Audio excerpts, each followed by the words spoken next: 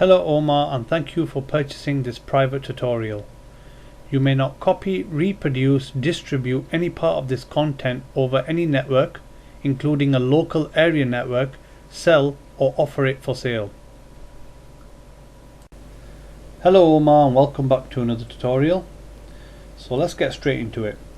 What I've done already here, which is what you will need to do, is create a material with an image added onto it so that you can project the image onto the particles. So you can either double click here and create a material, or you can click on this create, go to materials and add a new standard material. So if you double click on this material, you've got color and reflectance. We don't need the reflectance. You can click on color, and where it says texture here, if you click this arrow and go on to load image, you will be able to load the image of your choice. For today's example, we're going to be using the Saudi flag. So let's get into it. The reason why I've chose the standard material over cycles material is because they work pretty much the same, and certain things in the standard material work exactly the same as cycles 4D with X particles, so there's no point creating nodes. I will go into a bit of node creation towards the end as promised, but we shall focus mainly on trying to get this flag particles projected onto the plane. So if we create a plane, as I like to do, go into filter and turn off the work plane, and let's create this more in sort of the flag shape.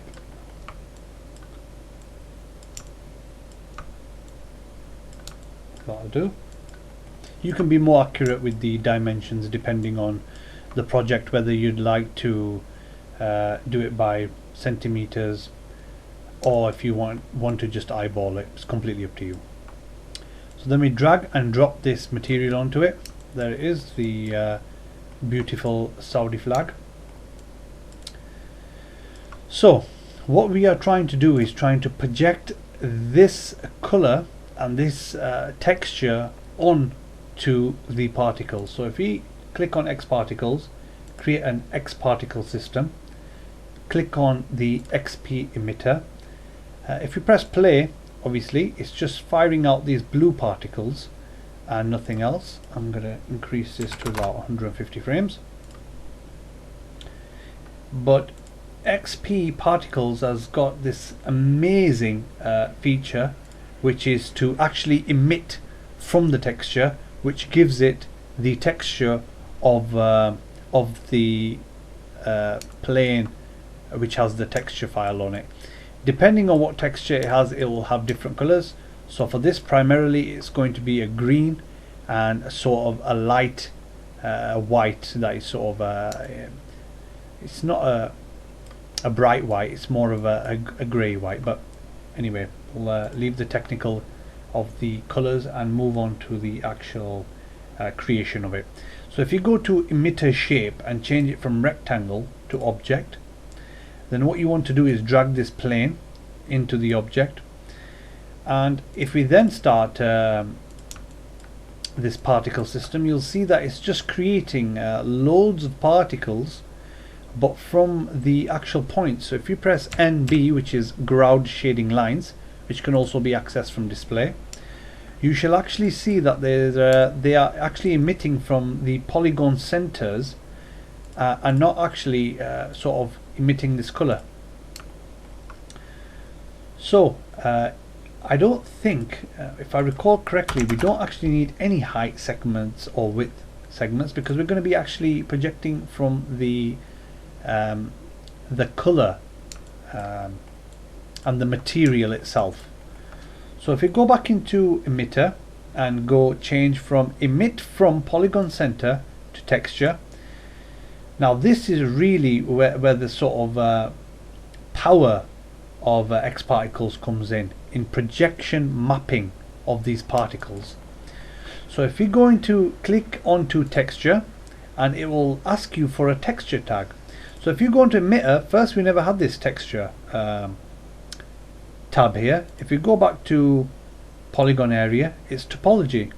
But if we change this into texture, now we get this texture tab here, which we can click on, and now it requires a texture tag. So what is a texture tag? Everything along here are tags, and the texture tag is this lovely thing here, or it's also known as a material tag, but the XParticle references it as a texture tag. So we grab this texture tag and we put it on material. Then we get these other we get these other options available to us. The first one's emit channel, which is set on color by default, and color channel, which is also set on color by default. You've got the radius channel, the speed channel, and the offset channel, and the scale channel. So these can all be set to whatever type you need. You can control the radius channel by the color, the diffusion, the luminance, the transparency. You can even control the color channel by the diffusion, the luminance, transparency, and so on. We want to emit the channel, which would be the color. So if you press play now, look what we've got going on now. Now we are emitting white particles from the white part of this texture map and green particles from this green section of this map. Brilliant. But what issue we're having already is that the particles are actually traveling and they're not given that enough time. If we zoom out, we're getting sort of a projection mapping, but we're not, because the particles are moving and spawning in random positions, we're not actually getting the full sort of image of it. Even if we go to top view, now we can see it a bit better, but still, because it's moving on the perspective view, we can't actually make out what this image is. So we can quickly fix that by going into emissions and changing the speed to 0.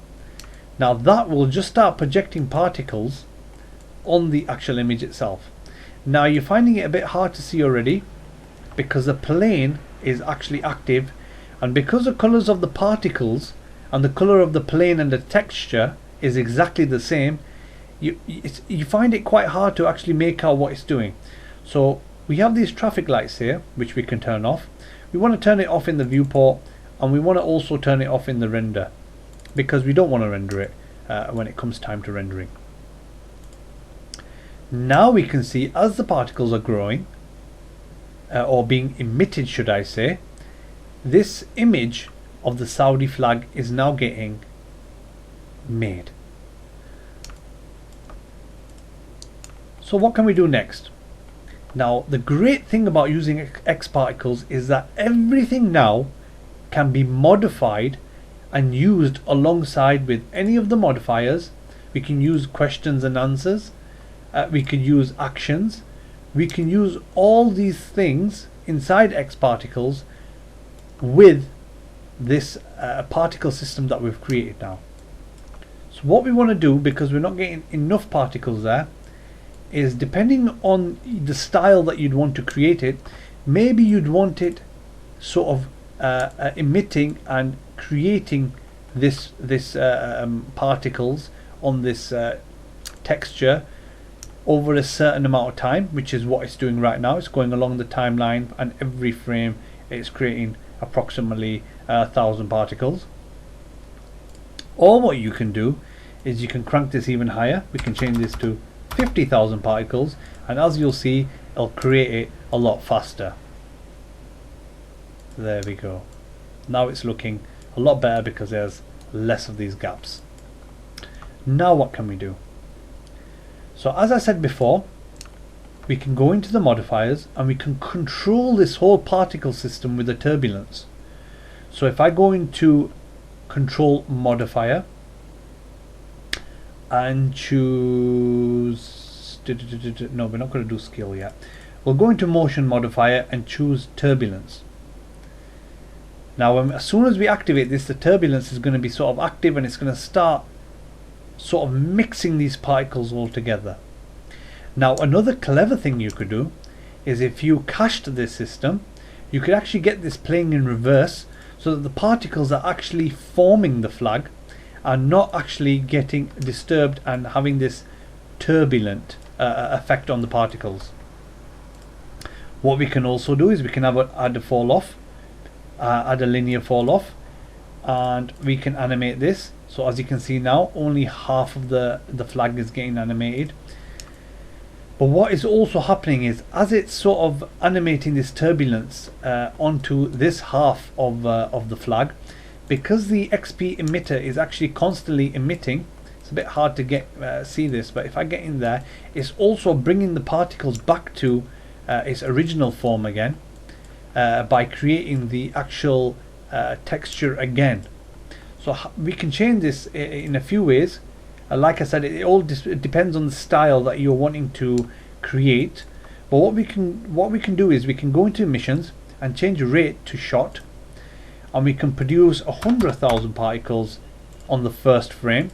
So now we've got this first frame that's created 100,000 particles, and now no more is being created. So it does vary on depending on the project and what type of look that you're actually going for. We can even have this start off without being disrupted. It's the other way, sorry. We can have this start off without being disrupted, and what we can do is we can go into the 24th frame, keyframe this, and go to the 48th frame, and we can bring this across, keyframe again. And if we start it now, once the linear field passes through, now we're getting these particles to basically create this turbulence effect and disrupt all these particles here. Perfect. There's so many things you can add from the modifiers list to control this. You could use an XP cover to take this texture and these particles to another texture and change it to another texture and particles, but that will be something I could go more detailed in a different tutorial, because that's a complete different system itself. I'd have to create two systems and explain that further there. So now we've got this particle system, we can render and texture it, we can render it through Cycles 4D. So I'll go through a bit on Cycles 4D, the way it works in the sense of the nodes, and also I'll touch a tiny bit on rendering. Rendering is a whole sort of section as well, which I could take a couple of hours to explain. So we've got our texture here, which is working exactly how we wanted it. We could just for this example, I'll add the turbulence back in. Let's get it playing. Perfect. I really do like the effect that the turbulence has. If you mess around with these settings, you will get something completely different each time. Right, that's gone completely that way. Let's turn up the frequency a bit more. Right, okay. These are more sort of exploding. Let's turn the scale down. There we go. Then it works on the individual particles more than the whole.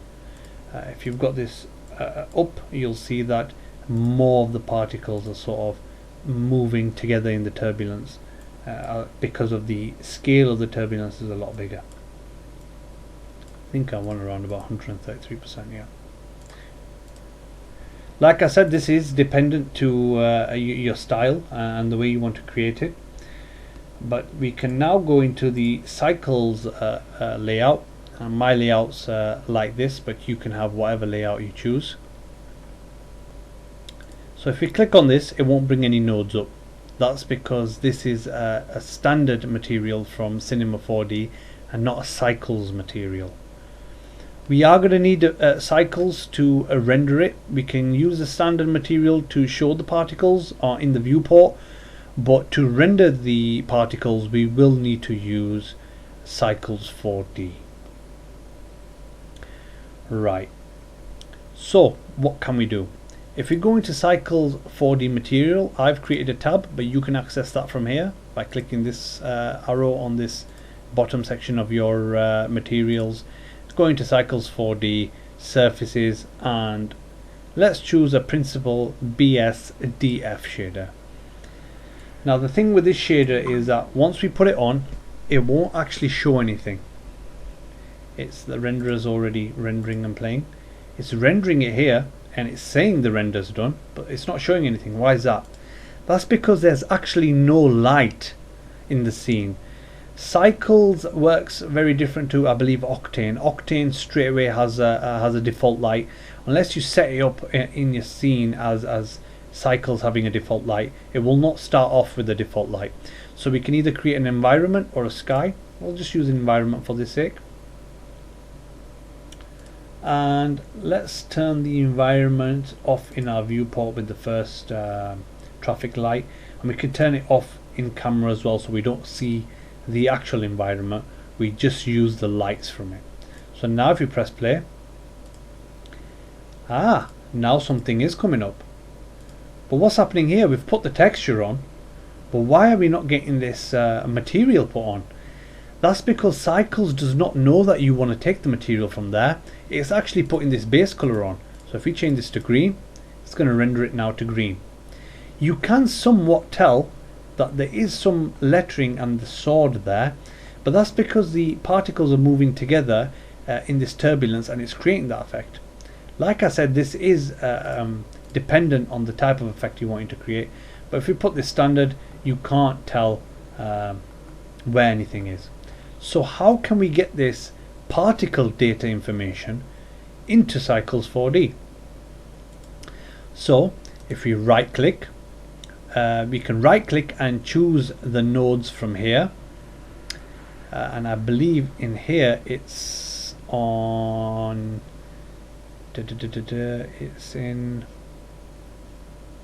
it's in input, and the node that we want is called particle info. So what does this node do? This node grabs the information from the particles, which is what we can see on the viewport, or what is set inside XP emitter. For example, if we didn't have a particle and we had a gradient or a different color, we can get that to emit from the information of the particle into this node, and then to emit that color onto the renderer. So what we want to do is we want to drag this color and put it into the base color, and now look what we've got. So now if you double click that, it'll collapse it. Now we've got that color. So we're there. Now we've got this material projected onto there. So if I bring one, go onto the first frame, we've got all the particles on the viewport and in the renderer. Now if you press play, we can pause this, and now we've got this, and we press play back on here, we've got all this turbulence going on in the scene here, affecting all these particles. So if you press play again, we've got this wind or this turbulence affecting these particles and disrupting them and making them go crazy. Like I said, you could get some really nice looks with this. You can even have this as an animated texture, in which it will animate this texture with the particles. So what else can we use? So that was a principal BSDF. We can delete this. We can also bring in a glossy. We could use a glossy shader. If we plug this in, I'll have to double click this, going back into color, plug that into color, and then plug this back into surface. Now we get a shiny particles. All these particles are shiny. It might be a bit harder to see, but these particles are actually shiny. You can see it a bit better there with the reflectance. They've got, you can see if we go a bit closer into the particles, they are actually reflecting the environment. Now if I change this environment, let's go into HDR and let's go into Open HDR, and we can change this to Manhattan Nights. Let's just load one of these up. Now you can see it's actually projecting that environment into the reflectance. So we definitely know it's working. And depending on what you put on there, you can get something really cool going on. So if you turn the roughness up, that'll probably make it a bit easier to see as well. If you turn the roughness up, what the roughness does is it controls that specular level and creates these imperfections so that the material is not 100% shiny or 100% flat. If we turn this up to 1, it becomes a flat material, a bit more like a diffuse. And if we take this all the way out, we've got an absolute 100% reflective material, which actually doesn't exist in the real world. In the real world, we do have some sort of roughness on the reflections or on the specular of real world objects. So that's another shader. So I'm obviously just piping them into principle, but you could actually just drag a new one in, grab this particle info, and then just pipe it through. What we can also try is we can try in emissions. Now emissions is my favorite. That's why I use them in all my tutorials that I create, because it does really show off the colors on anything. Now if we plug this in, now you will get a really bright sort of particle, because emissions is actually a light. So what it's doing here is, if I turn this up, it's going to get really bright and sort of overexpose everything until it loses its complete color altogether. So what is emissions good for? If we take this back down to 1, emissions is good for, if I create I'm going to quickly create a backdrop. If I go back into startup, I'll just quickly create a backdrop for this example. You don't need to create this, you can, it's up to you.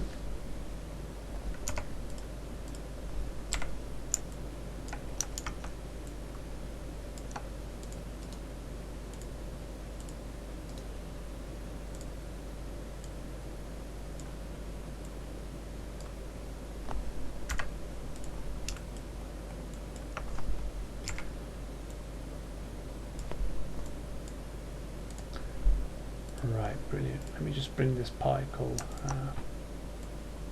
and the plane up so that it projects it further up.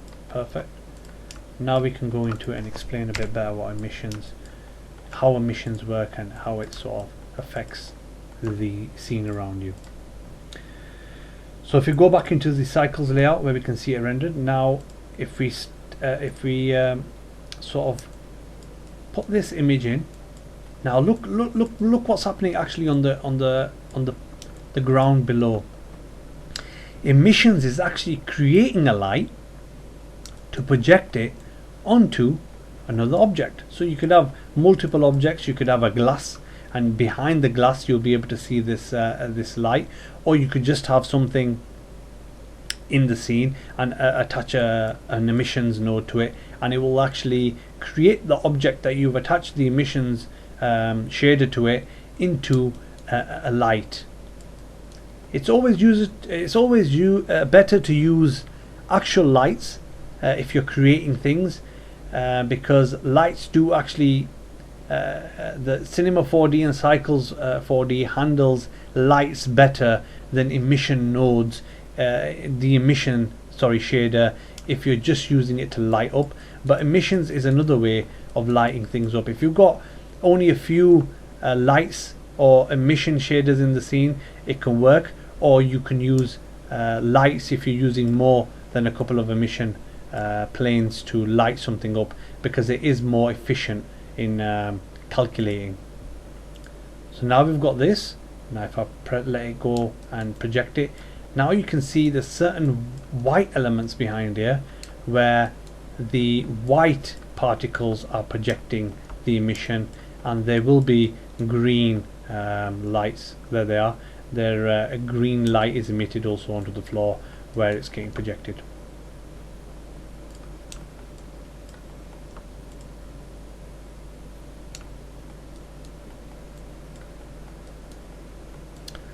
So there you have it, Omar, another tutorial.